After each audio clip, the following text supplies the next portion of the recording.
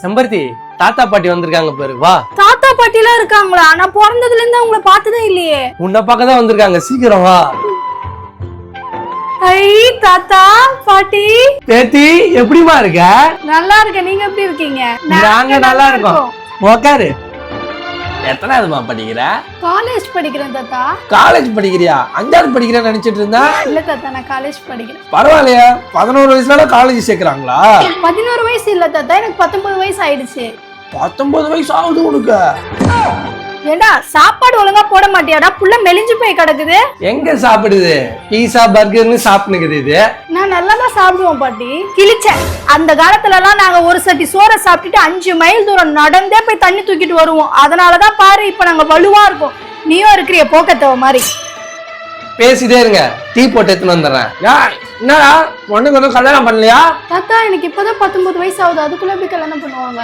நான் 15 வயசுலயே கல்யாணம் பண்ணிக்கிட்டேன். 15 வயசா? அந்த மாதிரிலாம் கல்யாணம் பண்ணா போலீஸ் புடிச்சிட்டு போயிடும். ஆமா, கொல்லாத போலீஸ். அதை விடுங்க, நான் உங்ககிட்ட கேட்கணும்னு நினைச்சேன். இத்தனை வருஷமா ஏன் நீங்க 2 பேருமே வீட்டு பக்கமே வரல? அதுவா, உங்க அப்பாக்கும் எனக்கும் ஒரு சண்டை. என்ன சண்டை? எனக்கு காதல் திருமணமே பிடிக்காது. அது உங்க அப்பாக்கும் நல்லா தெரியும். ஆனா உங்க அப்பா என்ன பண்ணான்னு தெரியுமா?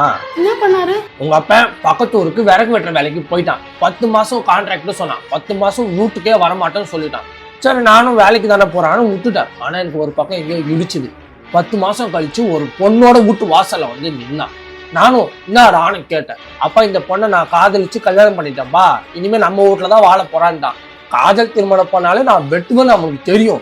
அருவாளத்தனும் போன பாரு, பொசுக்குன்னு ஒரு குழந்தை நிப்பாட்டி இது உங்க பேரன்னு சொல்லிட்டான். அப்புறம் தான் எனக்கு தெரிஞ்சது அவன் 10 மாசம் டைம் கேட்டது பிரசவம் பார்க்கதான். வந்தது கோவம், அவனை விட்டு துரத்திட்டேனே. அவன் வீட்டை விட்டு போகும்போது பேரனை மட்டும் வாங்கி நாங்க வளர்த்துட்டு இருந்தோம் இத்தனை வருஷமா. பையனா? அப்பாவுக்கு ஒரே குழந்தை நான் மட்டும் தானே. நீ அப்படி நினைச்சது இருக்கம்மா, உனக்கு ஒரு அண்ணன் இருக்கான். அண்ணனா? எங்க? வெளியதான் இருக்கான், இப்ப வருவான் பாரு. அண்ணா வணக்கம். என்ன அண்ணன் தாத்தா அப்பெல்லாம் ஒரே மாதிரி இருக்கீங்க? நடிக்கதான் ஆள் இல்லையே, நம்ம தான் நடிச்சாகணும். ஹேய் தகப்பா மகனு, உள்ள வாடா.